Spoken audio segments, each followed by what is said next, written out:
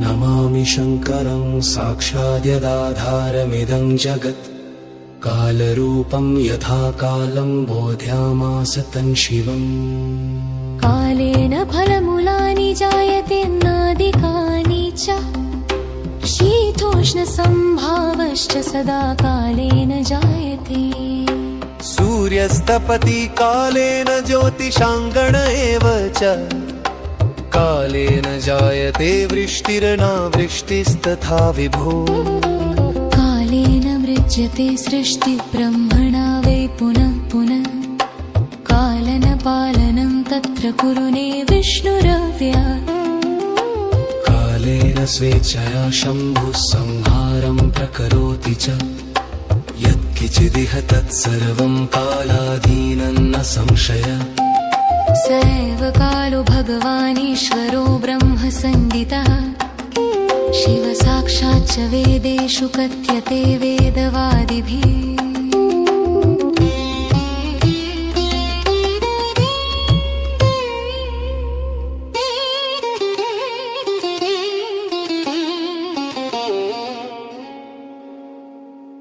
क्षमस्व मे अपराधं त्वन्माया गर्वितस्य च यत्कृतं तद्दया सिन्धो नमस्ते परमेश्वर सगुणाय नमस्तुभ्यं निर्गुणाय नमो नमः सृष्टिकर्त्रे च संहर्त्रे पात्रे नणास्वरूपिणे अनन्तगुणराशिस्त्वं वरणीयं किमप्यहो नान्तं ब्रह्मादयो जग्मुर्मादृशानां च का कथा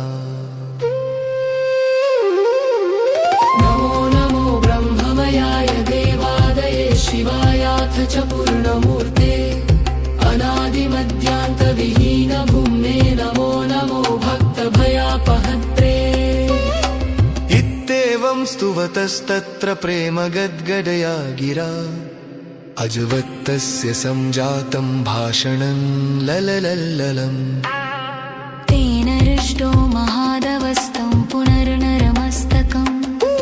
भगवान् कारयामास यथा पूर्वमुनीश्वरा प्रोवाच मधुरं वाक्यं शिवस्तं सर्वसन्निधौ प्रजापतिपतिर्दक्ष सर्वमान्यो भविष्यसि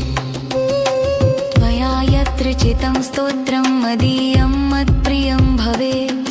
यस्तोष्यति प्रदास्यामि तस्मै काममनेन माम् इह भुक्त्वाखिलं भोगानन्ते मल्लोकमाप्नुयात् मम प्रीतिकरश्चासो भविष्यति न संशय त्वया यदजवद्वाक्यं कृतं मे खलु सन्निधा